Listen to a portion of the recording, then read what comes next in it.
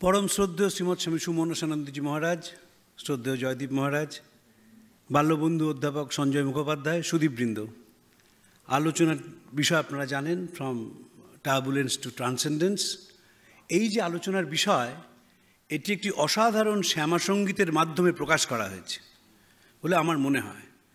কমলাকান্তের লেখা, কখন কি রঙ্গে থাকো মা শ্যামা সুধা তরঙ্গিনী, তুমি রঙ্গে ভঙ্গে অনঙ্গে অপাঙ্গে ভঙ্গ দাও জননী, লম্ফে ঝম্পে কম্পে ধরা অসি ধরা করালিনী, তুমি ত্রিগুণা ত্রিপুরা তারা ভয়ঙ্করী কখনো কালকামিনী, সাধকের বাঞ্ছা পূর্ণ করমা নানা রূপধারিণী, কখনো কমলের কমলে নাচমা পূর্ণ ব্রহ্ম সনাতনী। ভারতীয় দর্শন, যেটাকে সাহেবরা ফিলোসফি বলে, তার একটা মূল বিষয় হচ্ছে যে সব কিছুকেই তারা গ্রহণ করেছে। যশ অপযশ, সুরস কুরস, সকল রসমা তোমারই, এত রসে থেকে রসভঙ্গ কেন রসেশ্বরী। শ্রীরামকৃষ্ণ এই গানটি প্রায় গাইতেন এবং বলতেন যে যে গরু বেছে বেছে খায় সে ছিরিক ছিরিক করে দুধ দেয়, আর যে বাদ বিচার না করে খায় সে হরহর করে দুধ দেয়। এই যে সব কিছু ভাবকে অ্যাকসেপ্ট করা, এটি হচ্ছে ভারতীয় জীবনযাত্রা, জীবনবোধ, জীবন দর্শনের মূল কথা। সব কিছুকেই তারা গ্রহণ করেছে। তারা টার্বুলেন্সকেও গ্রহণ করেছে, ট্রান্সেন্ডেন্সকেও গ্রহণ করেছে এবং বলেছে যে জীবনের যে পরিক্রমা, সেটি হচ্ছে টার্বুলেন্স টু ট্রান্সেন্ডেন্স। ব্যক্তিগত জীবনেই হোক, সামাজিক জীবনেই হোক, রাষ্ট্রীয় জীবনেই হোক, এবং পৃথিবীর সব কিছু সিস্টেমই টার্বুলেন্স থেকে ট্রান্সেন্ডেন্সে চলে যায়। পাশ্চাত্যের দর্শনের সবচেয়ে বড় অভাব, তারা ইতিবাচক মন স্বীকার করেনি। তাদের মন মানেই ডার্ক মাইন্ড। মনের যে ইতিবাচক দিক আছে, মন যে তত্তর করে শেষ অবধি শান্তির দিকে যায়, মন যে আলিঙ্গনে বিশ্বাস করে, মন যে ইতিবাচক বোধে বিশ্বাস করে, সেইটি পাশ্চাত্য দর্শনে পাওয়া যায় না। প্রথম কথা, পাশ্চাত্য দর্শনে মানুষের কোনো স্থান নেই। মনোবিজ্ঞানে যে মানুষ, ফ্রয়েডের মানুষ, সেই মানুষ নানা ত্রুটিপূর্ণ। গিরীন্দ্রশেখর বোস ফ্রয়েডের সঙ্গে অনেক চিঠি চাপাটি চালাচালি করেছিলেন। বিখ্যাত বই রয়েছে একটি, করসপন্ডেন্সেস বিটুইন ফ্রয়েড অ্যান্ড বোস। সেইখানে গিরীন্দ্রশেখর বলেছিলেন ইতিবাচক মনের কথা। ওকাকুরা স্বামীজির কাছে এসেছিলেন, জীবনের শিক্ষা দিন। স্বামীজি বললেন, শরীর ভেঙে গেছে, রবীন্দ্রনাথ আছেন জোড়াসাঁকোয়, তুমি যাও। তিনি এখনও জীবনের মধ্যে আছেন। ওকাকুরা রবীন্দ্রনাথকে এসে বলেন যে স্বামীজি কথা বলেছেন। রবীন্দ্রনাথ বলেন, যদি ভারতবর্ষকে চিনতে চাও বিবেকানন্দকে চেনো। ওই যে আমরা বলি যে রবীন্দ্রনাথ বলেছিলেন, if you want to know India, read it Vivekananda, there is nothing negative, everything positive and affirmative. কোথাও রবীন্দ্রনাথ বলেননি। বলেছিলেন যদি চিনতে চাও ভারতবর্ষকে, তাহলে বিবেকানন্দকে চেনো। কেন চিনবে বিবেকানন্দকে? কারণ বিবেকানন্দ ছিলেন ভারতবর্ষের যে ঋষিকুল, তার প্রতিনিধি, এবং সেই ঋষিকুল মানুষকে দেখেছিলেন খুব কাছ থেকে। রবীন্দ্রনাথের ভাষায়, আমাদের যে সভ্যতা সেটি তপবন থেকে উঠে এসেছিল, কিন্তু তপবনের সভ্যতা আমাদের বুনো করেনি, আমাদের মনের আলো জ্বালিয়ে দিয়েছিল। যখন তপবনের ঋষি কুটিরে সকাল হয়েছে, তারা সূর্যদেবকে প্রণাম জানিয়েছেন, দৈনন্দিন কাজের মধ্যে দিয়ে জীবনকে উপলব্ধি করেছেন। স্বামীজি চলে যাওয়ার পর নিবেদিতা বলেছিলেন, আমাদের যিনি গুরু, তিনি জীবনকে ভালোবাসতে শিখিয়েছিলেন, জীবনকে ত্যাগ করা নয়, জীবন থেকে পালিয়ে যাওয়া নয়। আমাদের ভারতবর্ষ যে দর্শন, তারা বিশ্লেষণ করেছে সমাজকে, মানুষকে, তার ত্রুটিকে, আবার মুক্তির পথ বলে দিয়েছে। কোন পথে এগোলে সেটি আমাদের পক্ষে উপকারী হবে, সেটি বারবার বলে দিয়েছে। রবীন্দ্রনাথ এবং বিবেকানন্দ বিশ্বাস করেছেন যে এই পথটি হচ্ছে পূব পশ্চিম মিলনের পথ। রবীন্দ্রনাথ স্বামীজির পরিব্রাজক পড়ে বলেছিলেন, এমন ভাব, এরকম চলিত ভাষা, পূব পশ্চিমের মিলনের এরকম উদার আদর্শ না পড়লে বিশ্বাস করা যাবে না। এই যে পূব পশ্চিমের মিলন ঘটতে পারে, এটি স্বামীজির আগে কেউ বলেননি, বিশ্বাসই করেননি।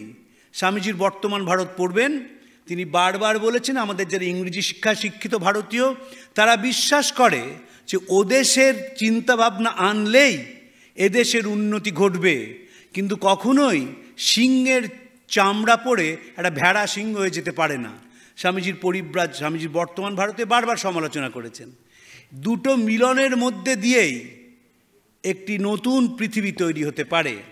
রবীন্দ্রনাথ স্বামীজি চলে যাওয়ার পর ভারতী পত্রিকায় লিখেছিলেন, অল্প দিন পূর্বে যে মহাত্মার মৃত্যু হইয়াছে, সেই বিবেকানন্দ পূর্ব ও পশ্চিমকে দক্ষিণে ও বামে রাখিয়া মাঝখানে দাঁড়াইতে পারিয়াছিলেন। ভারতবর্ষের ইতিহাসে পাশ্চাত্যকে অস্বীকার করিয়া সংকীর্ণ সংস্কারের মধ্যে ভারতবর্ষকে সীমাবদ্ধ করা তাহার জীবনের শিক্ষা নহে। গ্রহণ করিবার, সৃজন করিবার, মিলন করিবার অপূর্ব প্রতিভা তাহার ছিল। তিনি ভারতের সাধনাকে পশ্চিমে ও পশ্চিমের সাধনাকে ভারতে দিবার ও লইবার পথ রচনা করিতে গিয়া নিজের জীবনকে উৎসর্গ করিয়াছিলেন। রবীন্দ্রনাথ যখন 1921 সালে স্টকহোমে তার নোবেল প্রাইজ অ্যাকসেপ্টেন্স স্পিচ দেন, সেইখানেও দেখব রবীন্দ্রনাথ বলছেন যে আমাদের দুর্ভাগ্য যে পাশ্চাত্য আমাদের বুঝল না, আমরাও পাশ্চাত্যকে বুঝলাম না, ফলে সভ্যতা যেখানে পৌঁছানো উচিত ছিল সেখানে পৌঁছাতে পারল না।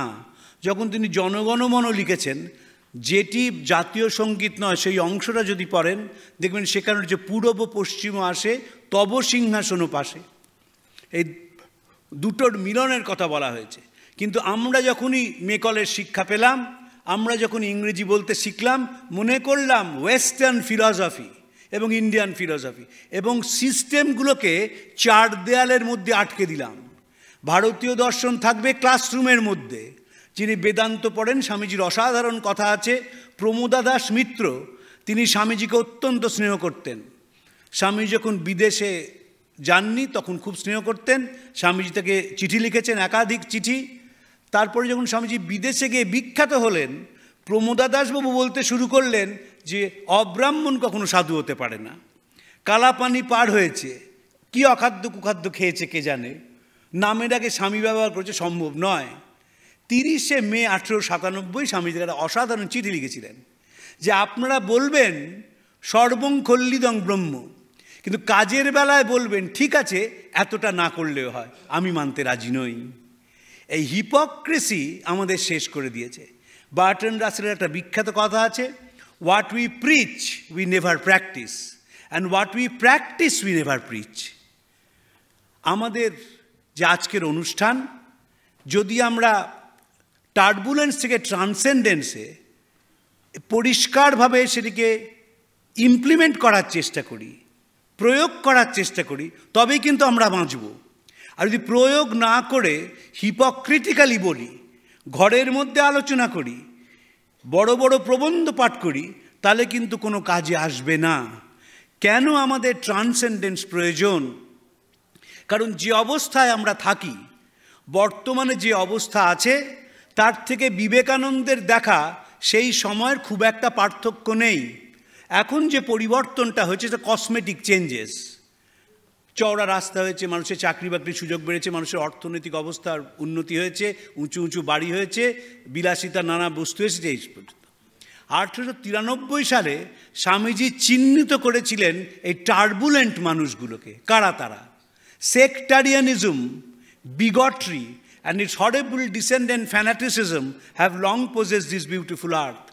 They have filled the earth with violence, drenched it often and often with human blood, destroyed civilizations and sent whole nations to despair.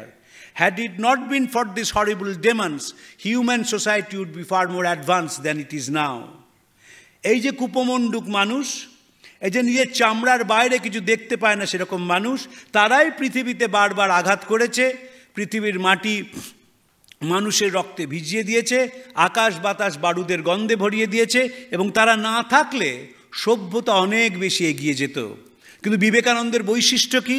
তিনি এইটি আলোচনা করে থেমে থাকলেন না। তিনি সেই বক্তৃতারই শেষে বললেন, I fervently hope that the bell that tolled this morning in honor of this convention may be a death knell to all fanaticism, to all persecution with a sword or with a pen, and of all uncharitable feelings between persons, wending their way to the same goal but through different paths. Swamiji দ্বিতীয় বক্তৃতায় অসাধারণভাবে বলেছিলেন why we disagree. কি বিষয় ছিল? কুয়োর ব্যাঙ আর সমুদ্রের ব্যাঙ। কুয়োর ব্যাঙ কুয়োর মধ্যে থাকে এবং মনে করে এটাই তার গোটা পৃথিবী। সমুদ্রের ব্যাঙ এলো, সে এসে তাকে বলল যে আমার সমুদ্রটা এর থেকে অনেক বড়। কুয়োর ব্যাঙ বিশ্বাস করলো না, এবং কুয়োর ব্যাঙ যে ছোট জায়গায় থাকে স্বামীজি অপূর্বভাবে তার বর্ণনা দিয়েছেন। তার চেহারাটা ছোট, তার পেটটা বড়, তার শরীরটা রোগা, এবং দেখেই বোঝা যায় সে নানা রোগগ্রস্ত। এই কুয়োর ব্যাঙ সমুদ্র ব্যাঙকে গ্রহণ করলো না। জীবনের ক্ষেত্রেও ঠিক তাই, আমরা ঘোড়ার ব্লিঙ্কার পরে হাঁটতে শুরু করি, ফলে এই যে গোটা পৃথিবীকে আমরা গ্রহণ করি না, আমরা ব্যক্তিগত জীবনে দুটো জিনিসে বিশ্বাস করি, হেট্রেড অ্যান্ড টার্বুলেন্স। কাউকে সহ্য করতে পারি না, মুখে অনেক কথা বলি, কিন্তু যেই সামনে থেকে সেই ব্যক্তিটি চলে যায় সঙ্গে সঙ্গে তুমুল সমালোচনা শুরু হয়। স্বামীজি অসাধারণভাবে এই অবস্থার বারবার বলছেন যে মুখে গরল রয়েছে তার, এবং সে হৃদয় থেকে সে গরল বেরিয়ে আসছে বারবার। হেট্রেড, হিংসে করা, জেলাসি। স্বামীজি বলছেন jealousy is a national sin. এইগুলোই তো সোশ্যাল টার্বুলেন্স, এইগুলোই তো মনের মধ্যে চলে বলেই তার বহিঃপ্রকাশ হয়, চলে বলেই অ্যানা ফ্র্যাঙ্ককে লিখতে হয় যার কিছুক্ষণ পরেই বুটের শব্দ শুনতে পাচ্ছি, আমাদের প্রাণ নিয়ে নেওয়া হবে, কিন্তু আমি বিশ্বাস করি আগামী দিনটা আরও সুন্দর হবে। এবং যারা পৃথিবীর ওপর আঘাত হেনেছে তারা প্রত্যেক মানুষ ব্যক্তিগত জীবনে অশান্ত ছিলেন। নেপোলিয়নের সারা জীবন মনে হয়েছিল যে আমি খর্বকায় মানুষ, তাই আমি একটা ইনফিরিয়রিটি কমপ্লেক্সে ভুগেছিলেন সারা জীবন। হিটলার, তিনি জার্মানিকে যেমন তৈরি করেছিলেন, তিনি ভেঙেও তছনছ করে দিয়েছেন, তিনিও ইনফিরিয়রিটি কমপ্লেক্সে ভুগেছেন। এই মানুষগুলো যদি ব্যক্তিগত জীবনে টার্বিউলেন্ট না হতেন, অশান্ত না হতেন, তাহলে পৃথিবীর চেহারাটা অনেকখানি পাল্টে যেত। কোনো দিনই ধ্বংসের মধ্যে দিয়ে, কোনো দিনই হত্যার মধ্যে দিয়ে, কোনো দিনই অত্যাচারের মধ্যে দিয়ে সভ্যতার বিকাশ ঘটতে পারে না। বিখ্যাত চিঠি আছে সলজেনিৎসিনের ব্রেজনেভকে লেখা, allow us a free art and publication, a free press, allow us economic, social, political thinking, and you will see what harvest it brings and how it breeds good for Russia. Let the people breathe, let them think and develop. চিন্তার ক্ষেত্রে যদি মানুষকে দমিয়ে দেওয়া হয়, যদি তাকে বন্ধ করে দেওয়া হয়, সে মানুষ বড় হতে পারে না। আর যখন সে বড় হয় না, তখন তার মন অন্ধকারের দিকে যায়।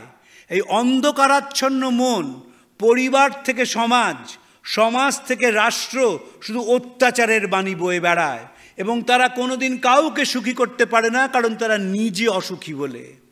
রাসেল লিখছেন, we live in houses without any beauty, where we eat meals which merely nourish, beget children without any love, and subject them to an education which kills the spontaneity of life. Where there is delight in a process, there will be style, and the activity of production will have aesthetic value. কতখানি সত্যি কথা। এই টার্বুলেন্সের জন্য কি হয় দেখবেন, দুটো বাংলায় কথা আমরা এক করে ফেলি, কিন্তু এক নয়। লেখাপড়া আর পড়াশোনা এক নয়। পড়াশোনা ততদিন মানুষ করে যতদিন না সে চাকরি পাচ্ছে। চাকরি পাওয়ার পর যেটা শুরু হয় সেটা লেখাপড়া।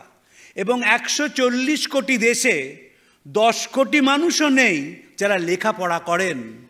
পড়াশোনা করেন বলে যখন ক্লাস 8-এ ওঠেন তখন 7-এর পড়াটা ভুলে যান। আমাকে গোপালকৃষ্ণ গান্ধী, তিনি আমার খুব ব্যক্তিগত পরিচয়ের মানুষ ছিলেন, এটি অসাধারণ ঘটনা বলেছিলেন। রবীন্দ্রভারতী বিশ্ববিদ্যালয়ে তিনি ছিলেন আচার্য। ভাইবা ভর্তিতে গেছেন, একটি ছেলেকে প্রশ্ন করছেন, ছেলেটা উত্তর দিতে পারছে না। তখন তিনি জিজ্ঞেস করেছেন যে আরে তোমার তো রেজাল্টটা তো ভালো, তা তুমি এটা উত্তর দিতে পারছো না, তুমি একটু শান্ত হয়ে বসো তারপর উত্তর দিও। ছেলেটি অনেকক্ষণ পরে বলল, না স্যার, আসলে এইটা আমাদের ব্যাচে কমন আসেনি, তাই পড়া হয়নি। আমাদের জীবনটাও কিন্তু ঠিক তাই। এই জীবনটা চাকচিক্য দিয়ে সাজানোর চেষ্টা করা হয়। বিবেকানন্দর ভাষায় তিনি সমাজ থেকে বর্ণনা করছেন, এখন চেষ্টায় তেজ নাই, উদ্যোগে সাহস নাই, হৃদয়ে প্রীতি নাই, প্রাণে আশা নাই, দাসত্বে অরুচি নাই, অপমানে ঘৃণা নাই। আছে স্বার্থ বুদ্ধি, আছে দুর্বলের যেনতেন প্রকারেণ সর্বনাশ সাধনের চেষ্টা, আর বলবানের কুক্কুরবৎ পদলে হন। এখন তৃপ্তি ঐশ্বর্য প্রদর্শনে, ভক্তি স্বার্থ সাধনে, জ্ঞান অনিত্য বস্তু সংগ্রহে, যোগ পৈশাচিক আচারে, সভ্যতা বিজাতীয় অনুকরণে, কর্ম পরের দাসত্বে, ভাষার উৎকর্ষ ধনীদের অত্যদ্ভুত চাটুবাদে বা জঘন্য অশ্লীলতা বিকিরণে। সমাজের বর্ণনা করেছেন স্বামীজি। এই সমাজের থেকে আমরা খুব বেশি একটা এগিয়ে যেতে পারিনি। কেন পারিনি? আমরা মানুষটাকে পাল্টাতে চাইনি বলে। আমরা মনে করেছি যে পড়াশোনায় খুব ভালো বলেই সে ভালো মানুষ। প্রমাণিত হয়েছে ভালো মানুষ নয়। ডিগ্রি থাকলে কিছু হয় না, আসল হচ্ছে হৃদয়। স্বামীজির বিখ্যাত কথা, আমার কাজ হলো বেদান্তের শুষ্ক ভাবনাগুলোকে ভালোবাসা দিয়ে মোলায়েম করে তার সঙ্গে সুতীব্র কর্মের মশলা মিশিয়ে যোগের পাকশালায় রন্ধন করে আমি এভাবে পরিবেশিত করতে চাই যাতে একটি শিশুও তা হজম করতে পারে। এই যে বেদান্তকে ভালোবাসা দিয়ে বলা, কিন্তু বেদান্ত তো ভালোবাসা দিয়ে বলা হয়নি। শঙ্করাচার্য সম্বন্ধে স্বামীজি বলছেন অসাধারণ পণ্ডিত, কিন্তু হৃদয়ের খামতি ছিল, ব্রাহ্মণের অহংকার ছিল। আলাসিঙ্গা পেরুমলকে চিঠিতে লিখেছেন, পরে শিষ্য শরৎচন্দ্র চক্রবর্তীকে বলেছেন, স্বামী শিষ্য সংবাদে আপনারা এটা পেয়ে যাবেন। ভালোবাসার খামতি ছিল। বিবেকানন্দ বুঝেছিলেন যে পৃথিবীর থেকে যদি পাল্টাতে হয় তাহলে আসল হচ্ছে ভালোবাসা, নিঃস্বার্থ ভালোবাসা। দেখবেন বিবেকানন্দ নিবেদিতা কখনো আনসেলফিশ লেখেননি, লিখেছেন সেলফলেস। নিবেদিতা লিখছেন এটি চিঠিতে জোসেফিন ম্যাকলাউডকে, selfless love is thunderbolt. Selfless love, unselfish নয়। এই যে সেলফলেস লাভ যদি না আসে তাহলে পৃথিবী কখনো এগিয়ে যেতে পারে না। 1955 সাল, দ্বিতীয় বিশ্ব মহাযুদ্ধ 10 বছর আগে শেষ হয়েছে। পৃথিবীর দুই বিখ্যাত পণ্ডিত বার্ট্রান্ড রাসেল এবং আলবার্ট আইনস্টাইন, তারা একটি চিঠি রাষ্ট্রনায়কদের পাঠিয়েছিলেন। যদিও 54 সালে আইনস্টাইন মারা যান, কিন্তু যেহেতু সইটা করেছিলেন তাই চিঠিটা ভ্যালিড। একে বলা হয় রাসেল আইনস্টাইন ডিক্লারেশন। সেই ডিক্লারেশনে দুজন বলছেন যে আমাদের ভেতরে একজন শিল্পী আছেন, there is an artist in every one of us, let him loose to spread joy everywhere. বলছেন যদি আমরা হিংসা থেকে বেরিয়ে আসতে না পারি, ঘৃণা থেকে বেরিয়ে আসতে না পারি, তাহলেই আমাদের পৃথিবী পাল্টাবে না। ফ্রয়েড বলেছিলেন fear of defeat and fear of death. কেউ আমরা এর বাইরে নই। ফিয়ার অফ ডিফিট, হেরে যাওয়ার ভয়। কার কাছে হেরে যাওয়া? এ তো সুকুমার রায়ের ছায়াবাজি তৈরি করি আমরা। আমরা একটা কাল্পনিক শত্রু তৈরি করি, তার সঙ্গে লড়াই করতে করতেই ক্লান্ত হয়ে যাই। রবীন্দ্রনাথ ডিপ্রেশনের বড় সুন্দর সংজ্ঞা দিয়েছিলেন সুশোভন সরকারকে। বলেছিলেন মন সবসময় আনন্দে থাকে, শরীর ভাবে মন আনন্দে নেই, তাকে ভালো করার নানা চেষ্টা করে, শেষে নিজেই ক্লান্ত হয়ে পড়ে, তাকে বলে ডিপ্রেশন।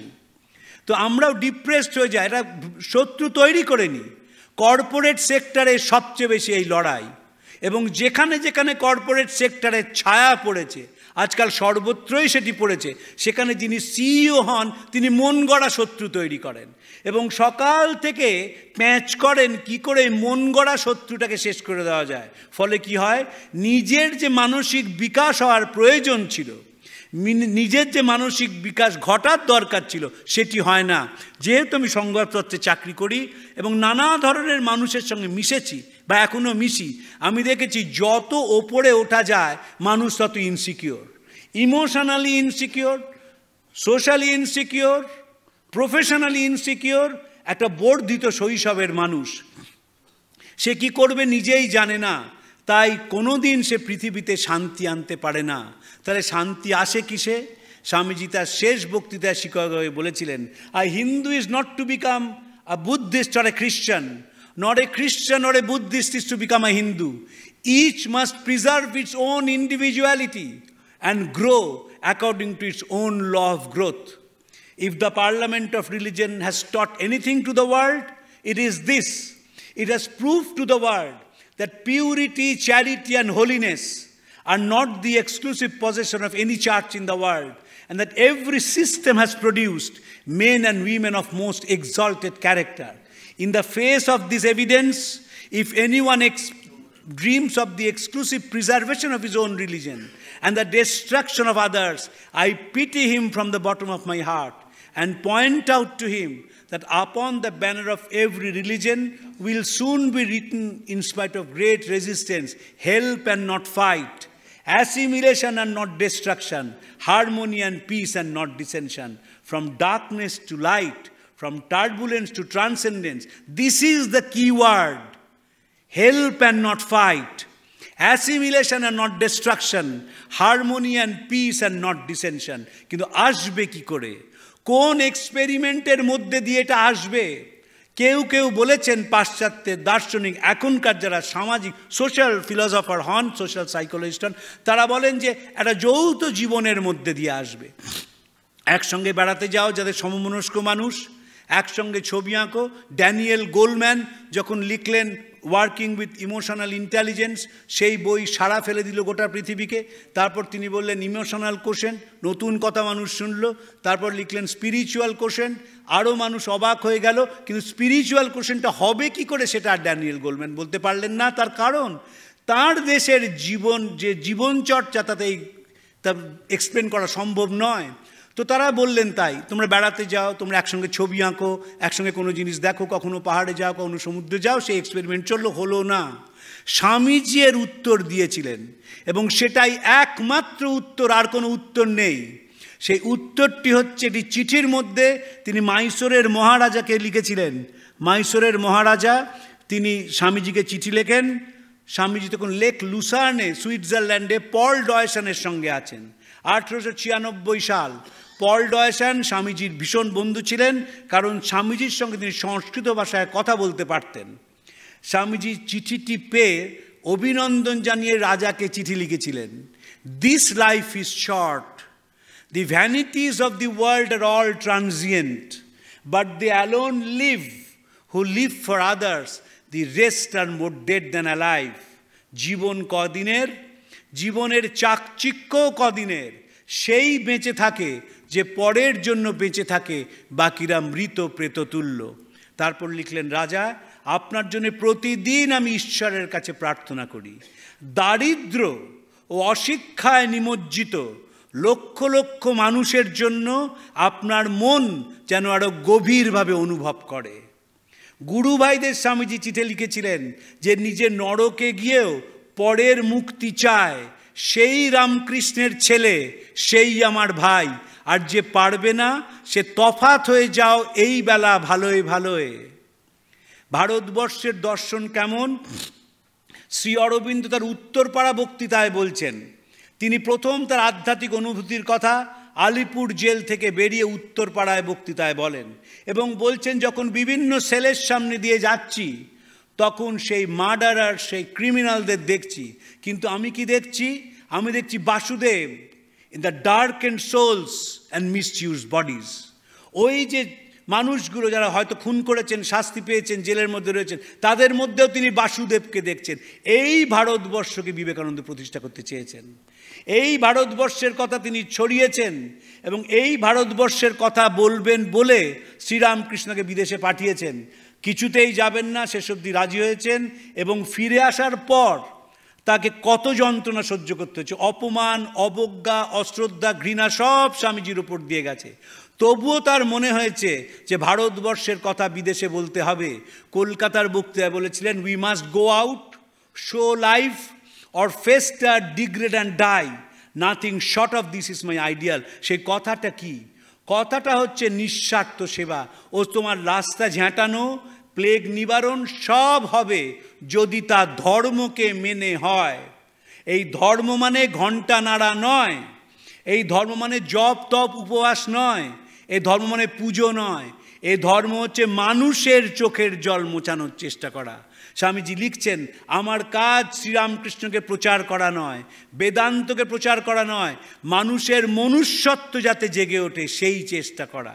এবং সেবার মধ্যে দিয়েই একমাত্র মানুষ টার্বুলেন্স থেকে ট্রান্সেন্ডেন্ট হয়।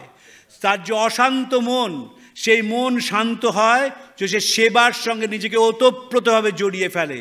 স্বামীজির বিখ্যাত চিঠি আছে, যখন কলকাতায় প্লেগ হলো আমরা গরিবদের ভালোবাসি। যদি কারুর মনে হয় যে সেবার প্রয়োজন, বেলুড় মঠে চিঠি লিখবেন, হাতে পায়ে সেবার কোনো অভাব হবে না। তখন পয়সা নেই বেলুড় মঠের। এখন যেমন আস্তে আস্তে রিহ্যাবিলিটেশন, পুনর্বাসনটা একটা বড় ব্যাপার হয়ে দাঁড়িয়েছে, তখন পুনর্বাসন করা সম্ভব নয়, ত্রাণই দেওয়া সম্ভব নয়। তবুও যদি হাতে পায়ে সেবার প্রয়োজনে আমরা আছি। কেন আছি? আমরা গরিব, যাদের পাশে কেউ নেই, আমরা তাদের জন্যে আছি। এই যাদের পাশে কেউ নেই তাদের জন্য যখন মানুষ দাঁড়ায়, তখন তার মনটা শান্ত হয়ে যায়। মন অন্য কোনোভাবে শান্ত হয় না। ও সে দুঃখ ভ্রমণ, তীর্থ গমন, মন উচাটন করো না হে, তুমি ত্রিবেণী সঙ্গম স্নানে শান্ত হও না মূলাধারে। কি দেখো কমলাকান্ত মিছে ভ্রময়ে সংসারে, ওই বাজি করে চিনলে না রে, যে ঘটে ঘটে বিরাজ করে, আপনাতে আপনি থেকে মন যেও না কো কারো ঘরে। একেবারে মানস সরোবর দেখে বা তিরুপতি দেখে বা জগন্নাথ দেখে ট্রেনে উঠেই বা যানবাহনে উঠেই ঝগড়া শুরু হয় কেন? কারণ দুঃখ ভ্রমণ, তীর্থ গমন, মন উচাটন করো না। কিন্তু সেবার পরে কোনো মানুষ ঝামেলা করে না। যদি হাতে কলমে সেবা করেন, যে মানুষটার ঝরঝরিয়ে কাঁদছে, যে কথা বলার শক্তি হারিয়ে পেরেছে, যে দু পা এগোয় তো চার পা পিছিয়ে যায়, সেই নরনারায়ণের সেবা যদি কেউ করে, তারপর সে চুপ করে থাকে, কারণ মানসিকভাবে সংযুক্তিকরণ হয় বলে, সমমর্মিতা হয় বলে সে কখনোই আর ঝগড়া করে না। কিন্তু যখন আপনি তীর্থে যাবেন, দেখবেন দেখা শেষ হলেই ঝগড়া শুরু হয়ে গেল।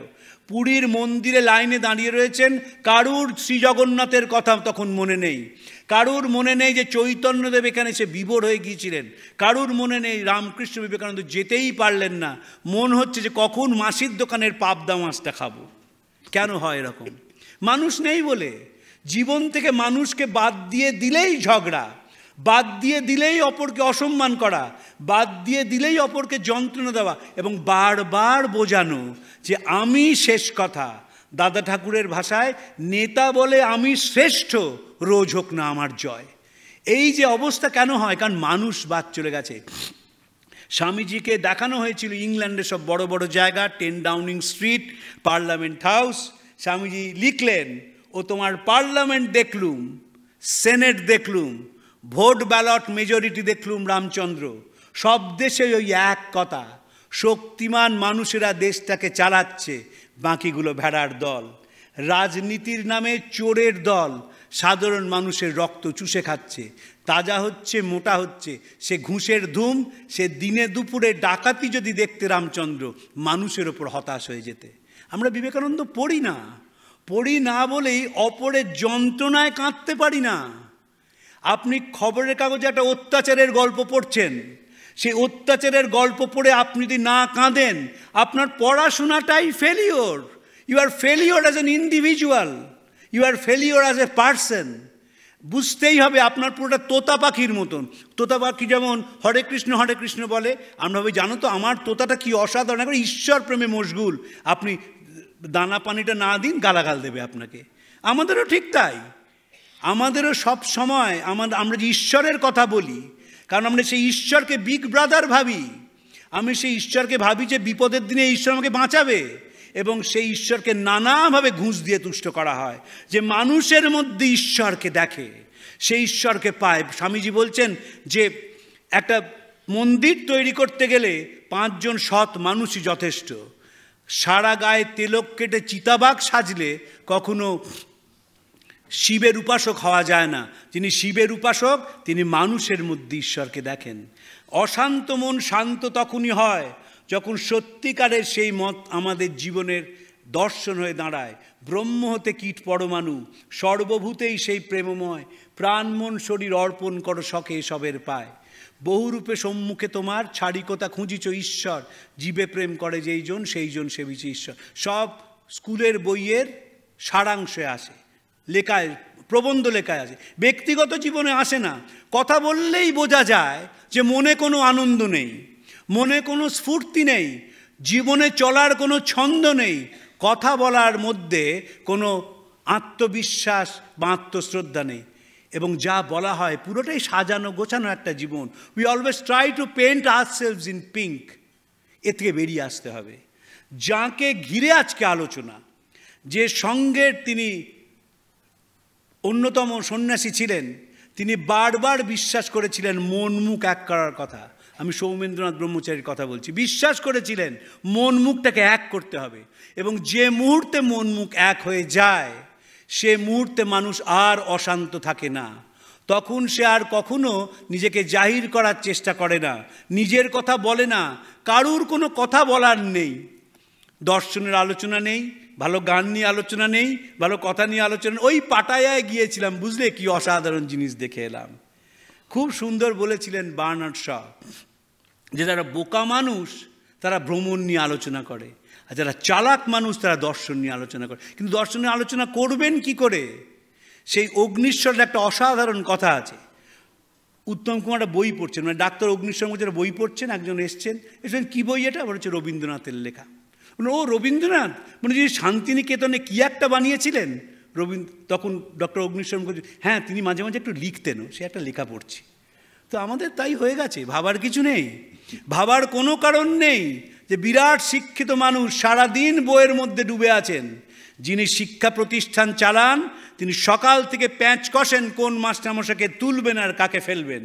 যিনি একটি প্রতিষ্ঠান চালান, তিনি দপ্তর চালান, এক জিনিস করেন, বেরিয়ে আসতে হবে তার থেকে।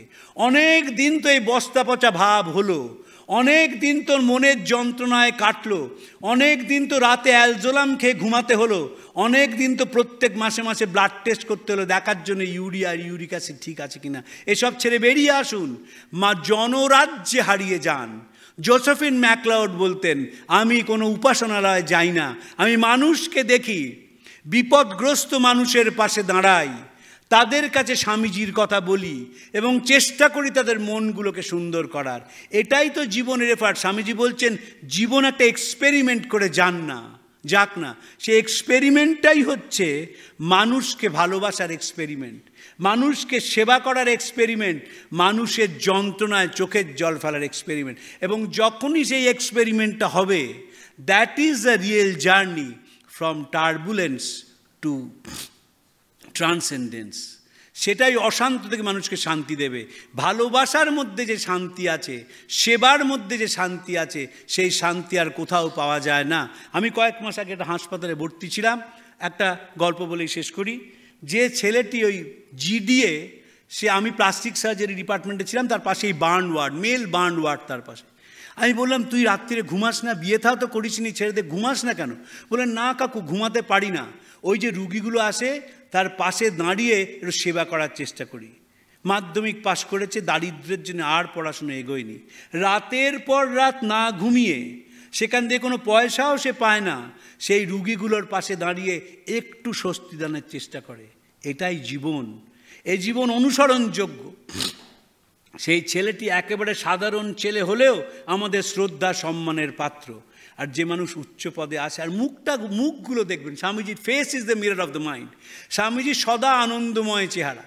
আমেরিকায় সবাই বলতো কী সন্ন্যাসী আপনি, কোথায় সন্ন্যাসীর যোগ্য চেহারা, ছুঁচড়ো মুখ, ছুঁচড়ো দাড়ি, লাল চোখ, এতখানি সহাস্য মেদ। স্বামীজি বলতেন আধ্যাত্মিক মানুষের আনন্দে মোটা হয়, আমি মোটা মানুষ, সুতরাং আমি আধ্যাত্মিক মানুষ। মুখটা দেখেই বোঝা যায়। শ্রীরামকৃষ্ণ হাসছেন ফুটি ফাটা হাসি, একেবারে প্রত্যেকটা মাংসপেশি দিয়ে সে হাসি বেরোচ্ছে। আর বিরাট পদে দেখুন, এমন একটা মুখ করে তাকিয়ে রয়েছে যেন জোলাপ ছাড়া পৃথিবীতে আর কিছু খায়নি। কেন খায়নি? দেখেনি তো মানুষ, মানুষের কাছে আসেনি তো, মানুষের চোখের জল পড়লে কেমন লাগে দেখেনি। সনাতন ভারতবর্ষ সব বর্ণনা করেছে, কোন চোখের জল স্বার্থের জন্যে পড়ে আর চোখের কোন জলটা কোথা দিয়ে পড়লে সেটা যন্ত্রণায় পড়ে শিখিয়েছে। সেই শিখে যদি একটু এগোনো যায় এবং ওই সচল দেবতাকে যদি ভালোবাসা যায়, দেবতা, মন্দিরের দেবতা নিশ্চয়ই থাকুন, তার কাছে প্রার্থনা করাই যায় আমাকে শক্তিদানের, কিন্তু সেই শক্তিরা কাজে লাগতে হবে এই মানুষগুলোর জন্যে যাদের মুখে স্পটলাইটের আলো নেই, সাফল্যের আলো নেই। তাদের কথা যদি ভাবা যায়, জীবনটা পাল্টানো যায়। আপনাদের সবাইকে নমস্কার জানিয়ে, মহারাজকে প্রণাম জানিয়ে, জয়দীপ মহারাজকে প্রণাম জানিয়ে আমার বক্তব্য শেষ করছি।